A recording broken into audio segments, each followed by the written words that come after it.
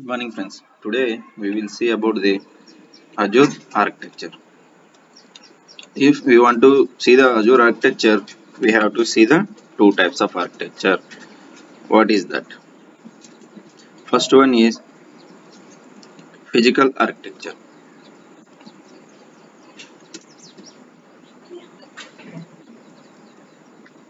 Physical architecture. Second one is logical.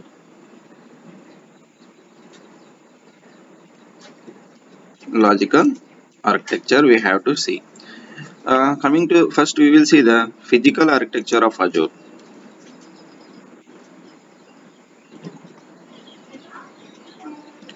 In this physical architecture, how they divided total the globe, they divided as a first they divided as a geography. First they divided this total earth is as a geography.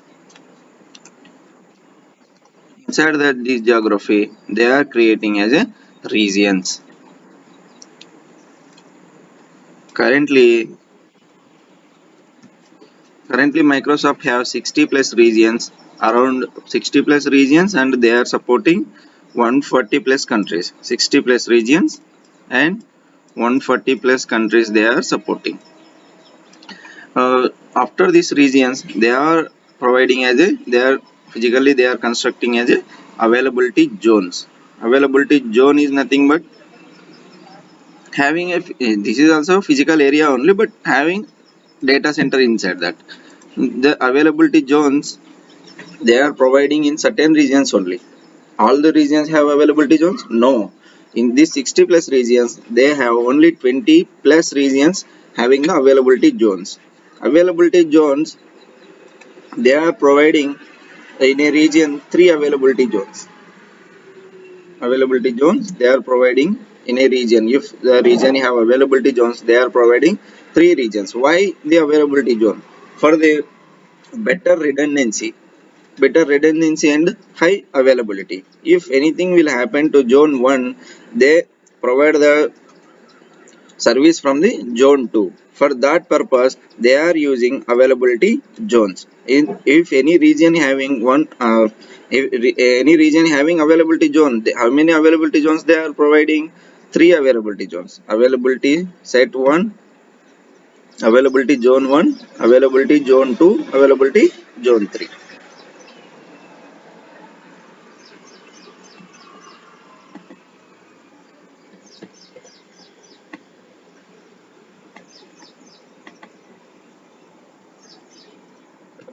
Yeah, what is inside these availability zones?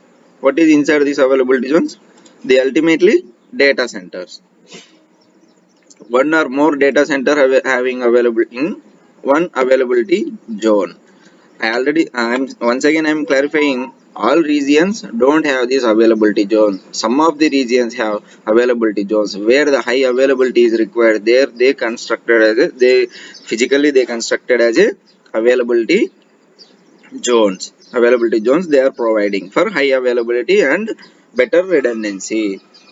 The data center. Coming to the data center part, what inside the data center we have? Inside the data center what we are having? The racks. Ultimately the final is racks. Inside these racks we are creating our resources.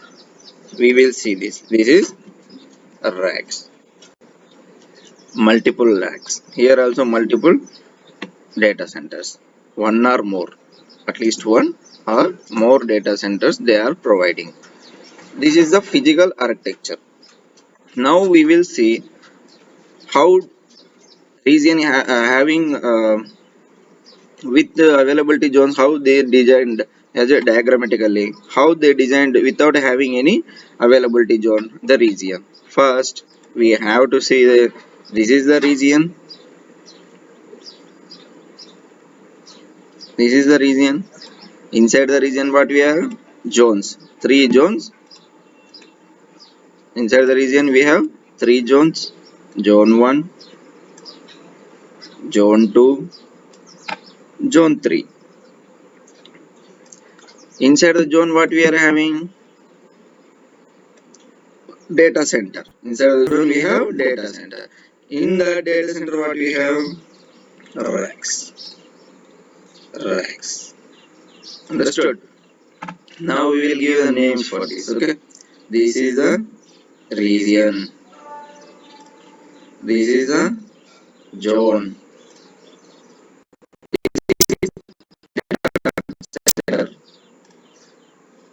This is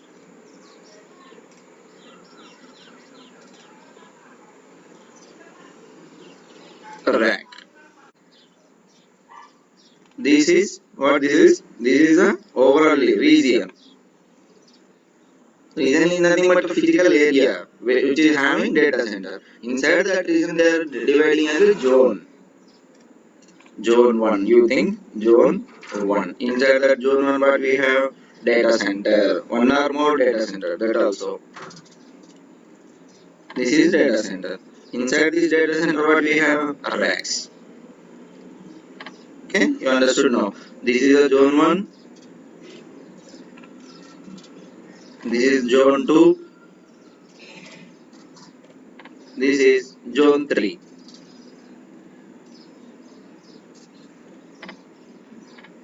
Same.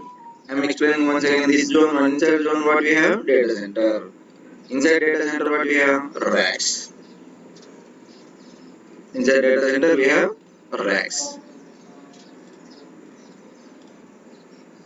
This is data center. Inside data center they are providing as racks.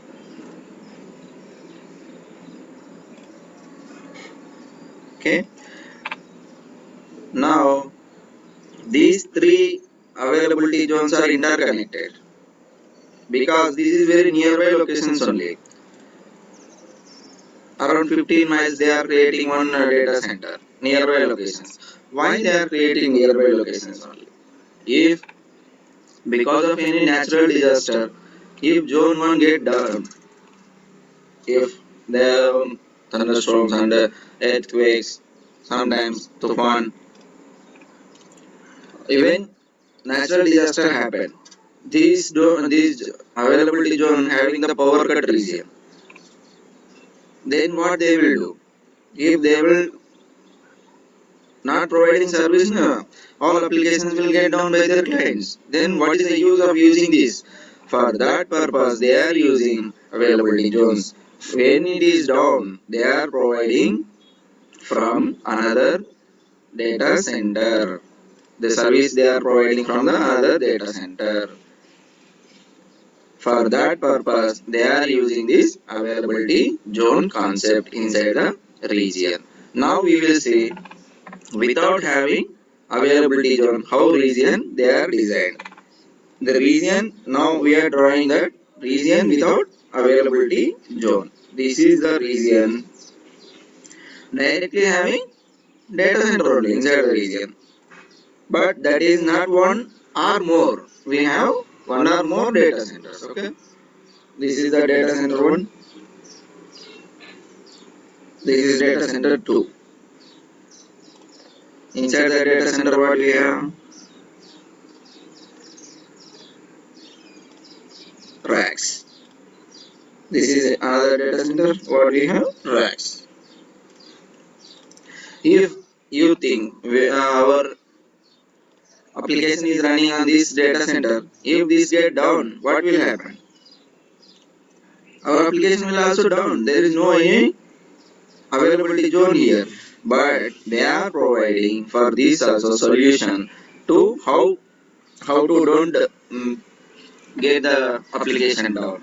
We will see this in deep when the topic is coming. Okay, next lectures we will see this how they are managing their high availability when data center having only when region having only data centers. Okay, we will see this. This is you understood. I think this is the region having region with availability zone. This is region without availability zone. I'm clear, friends? Yes. Now we will see the logical architecture. How this physical architecture we are using this physical architecture by using the logical architecture only. We have to see the now the logical architecture.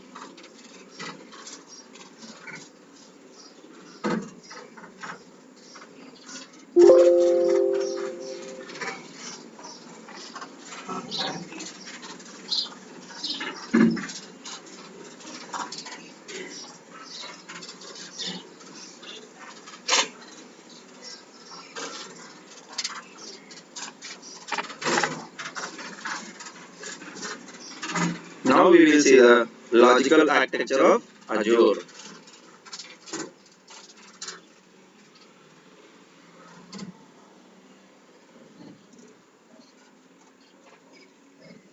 Logical architecture.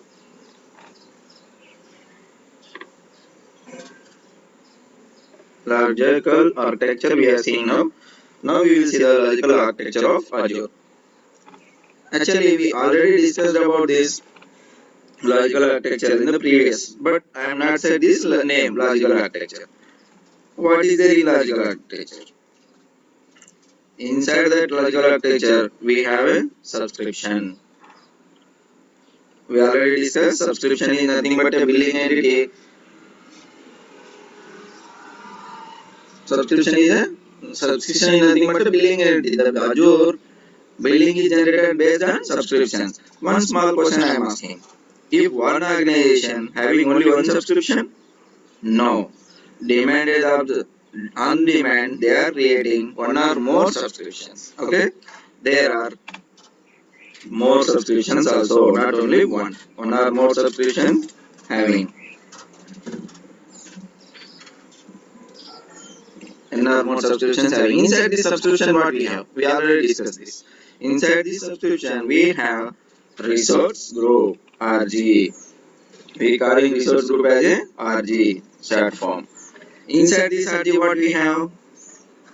What we will do RG, what I said about the RG? RG is nothing but a logical container having our resources, where we store our resources in resource group only.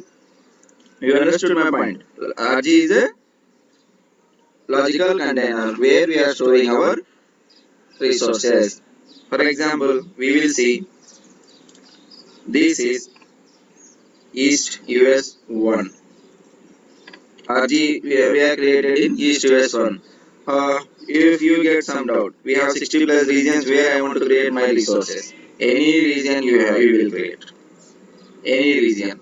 But when you want to create any service, means any project, you have to follow the some certain rules. Prerequisites होता है. There is some prerequisites. How? If you want to create VM in Central India, your VNet is in East US. That is not possible. You have to both your VNet and VM should be in a same region. The prerequisites is mandatory. But our resource group is in East US, but we have to create our resources from different locations. We will create. That is no matter. The billing part is taken care by Azure subscription, and resources will store the resource group. In this resource group, we will save the different resources or same resources also. How I am explaining. This is VM. This is VM1. You think it. This is VM2. This is VNet. This is storage account. We will create different resources or same resources also. There is no problem with this. Okay. Storage account. Storage account. Okay. This is, if you think this is in East US 1. This is in Central India.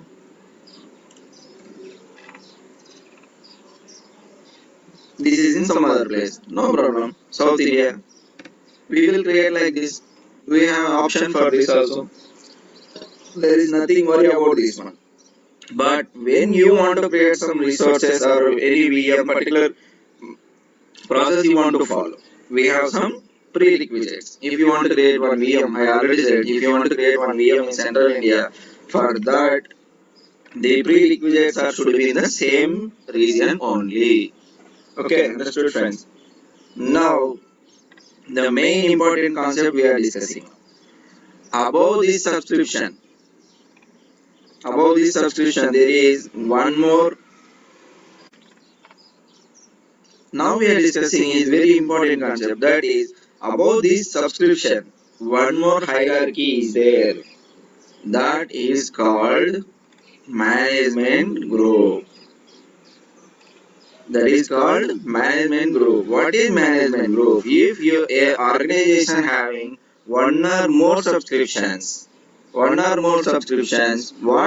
how they will manage by using this management group. By using management group, we will provide two major policies. Two major importance is there by using this management group. What is that? We will discuss now. The management group, the first point is apply the policies at bigger scale. Apply the policies at bigger scale. What does this mean? I will explain now. The second point is managing the multiple subscriptions. Managing the multiple subscriptions.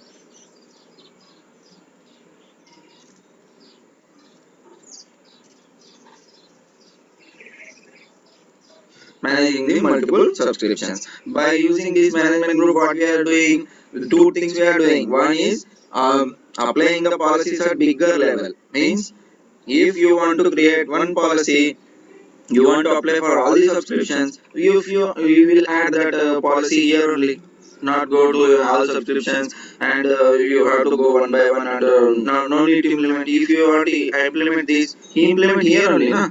Only one policy we are implementing to all the subscriptions. Enough. Done our work. Now, in depth, we will see how this management group will work. Okay.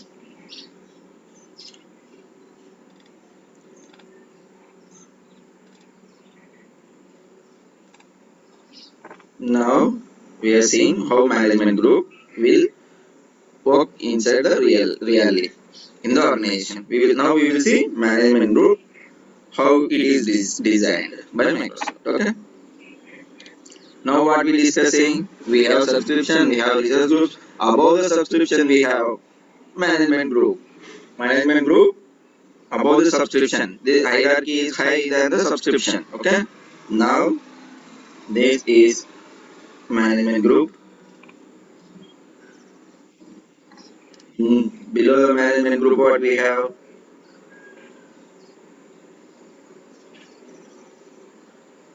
Just I am seeing this as a small diagram here.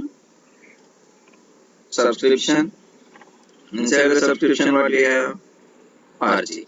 Resource group. Inside this, what we have? Resources. Okay, you understood this one, right? Now we will see how this management group will provide the service. How this is managing. Management group will manage the different subscriptions. Now, by using this management group, we are achieving two major things, that is applying the policies at bigger level and managing the multiple subscriptions. You understood, right? Now we have to see that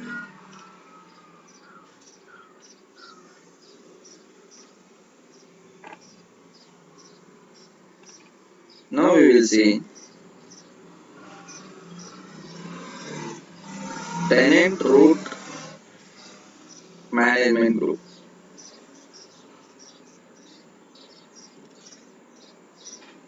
Tenant root management group. This is nothing but a high level management. This is the root for the all. This is the root for the all management groups. Okay, when we are creating one AD, then this tenant root management group will create. Okay, we will see this in the portals. Okay, inside this root management group, we are having multiple management groups also. Inside this management group, we have inside management group we have another management group also. You think like that, okay?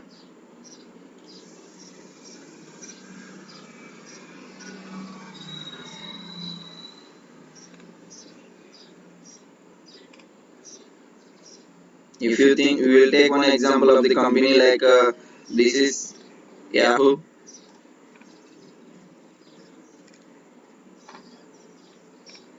This Yahoo company, one root tenant management group is there.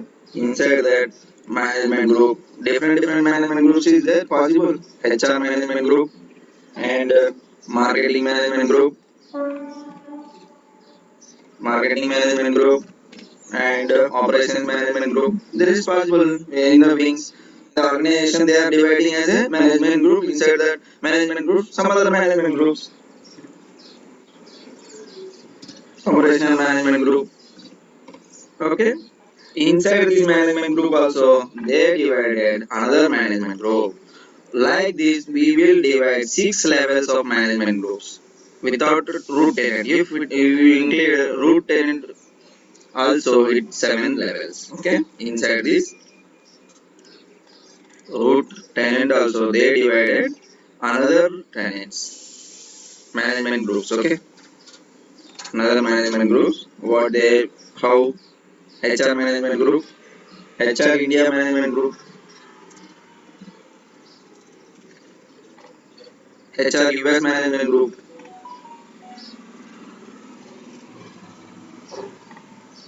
Okay, inside this management group, what we are having? Yes, what we are having? Subscriptions. Subscription 1. Same management group, we have another subscription also. It is managing multiple subscriptions. Management group subscription 2. In this HR US management group, we have subscription 3. Here we have another subscription management group 4, SUB 4, subscription 4 we have. Understood friends, what I am saying? We have one root tenant management group. Inside that root tenant management group, we are creating sub-management groups. Means inside management group, we are creating another management group. It is possible. How many levels it is possible? It is possible up to 6 levels without tenant root management group. Without root management group, 6 levels we will create like this. From here, this is the first level of management group. You think like this. This is the first management group. This is the first management group. This is second level management group we are creating now. Same. These three have same structure. Then inside that what we have? Subscription 1, subscription 2. Inside this subscription, what we have? Inside the subscription what we have? RGs, resource group. Resource group. Inside the resource group what we have? Resources. RG1. Inside this what we have?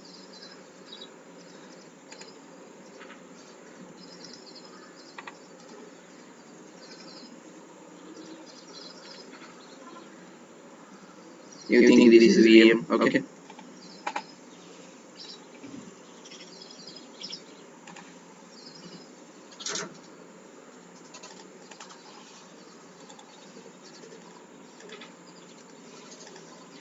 Okay, inside this what we have? RG1 and RG1 we have